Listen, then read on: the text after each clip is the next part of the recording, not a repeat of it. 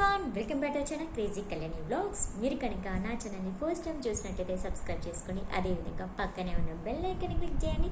ఇలా చేయడం వల్ల నేను చేసే ప్రతి వీడియో మీ వరకు నోటిఫికేషన్ వస్తుంది. ఈరోజు వీడియో వచ్చేసి మనం ఒకప్పుడు కట్టెల పొయ్యి మీద వంటలు చేసుకునేవాళ్ళం. ఇక కాలానికి తగ్గట్టు సౌకర్యాలు పెరుగుతున్న కొద్దీ మనము కట్టెల పొయ్యి నుంచి గ్యాస్ స్టవ్లోకి వచ్చాము. అప్పట్లో వంట చేసుకుంటే ఎన్ని నానా తంటాలు పడేవాళ్ళం. కట్టెలు తీసుకొచ్చుకొని వెలిగించుకొని వంట చేసుకుని ఆ పొగకి కళ్ళు మంట అవన్నీ కష్టాలు పడి ఒక్కొక్క మెట్టు ఎక్కుతున్న కొద్దీ కొన్ని సౌకర్యాలు పెరుగుతూ ఉంటాయి. ఆటోమేటిక్గా కాలానికి తగ్గట్టు మనం మారిపోతాము. అలా మారుతున్న క్రమంలోనే మనకి గ్యాస్ స్టవ్లు వచ్చేసాయి. అలా గ్యాస్ స్టవ్ల మీద వండుకున్న కాలానికి అలవాటు పడ్డాము. అలాంటి కాలంలో ఒక పెద్ద పిడుగు లాంటి వార్త వచ్చింది మన ఇండియాకి. అదేమి వార్త అంటే గ్యాస్ సిలిండర్స్ కొరత. సో మనము ఏం పని చేయాలన్నా, అంటే ఏ పని అంటే మనం తినడానికి ఫస్ట్ వంట కావాలి, వంట చేసుకోవాలి. కడుపు నిండాలంటే వంట చేసుకోవాలి. వంట చేస్తేనే కదా తింటేనే కదా మనకు కడుపు నిండేది.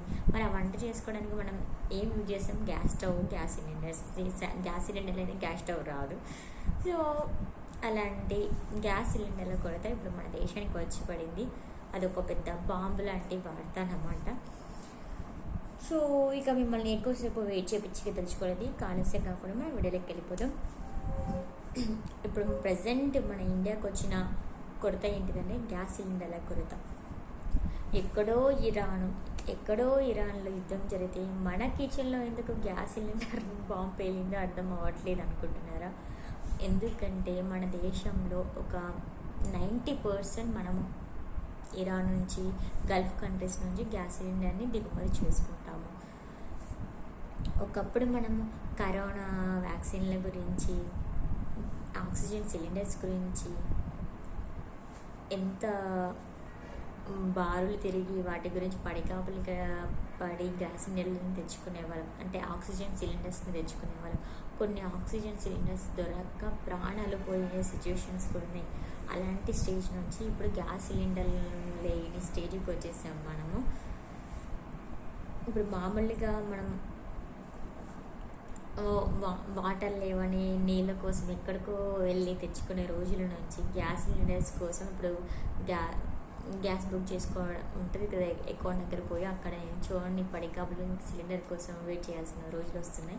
దీనివల్ల బ్లాక్ మార్కెటింగ్ దందా కూడా నడుస్తుంది. మామూలుగా గ్యాస్ సిలిండర్ ఒక 600 అట్లా ఉంటుంది. ఇప్పుడు 1000 రూపీస్ తీసుకుంటున్నారు.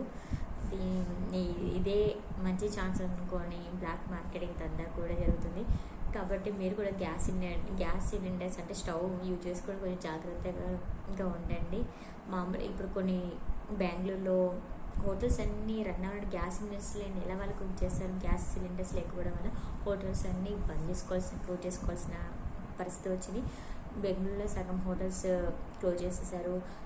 కలకత్తాలో, ఢిల్లీలో కూడా కొన్ని 50% హోటల్స్ క్లోజ్ అయిపోయాయి. దీనివల్ల హోటల్స్ అసోసియేషన్ వాళ్ళు కూడా లేటెస్ట్ రాశారు పైన వాళ్ళకి.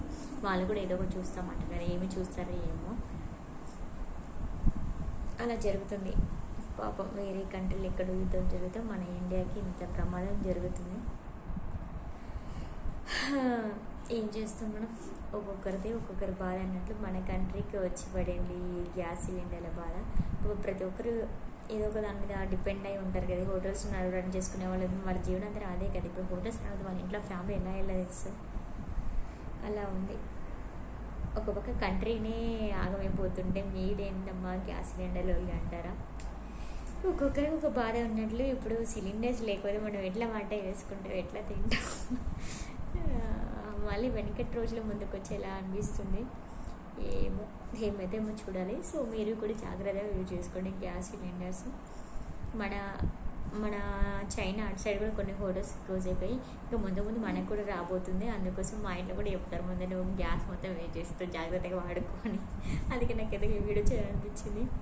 సో మీరు కూడా జాగ్రత్తగా యూజ్ చేసుకోండి. Thank you for watching video. Okay అండి, బాయ్. Next video.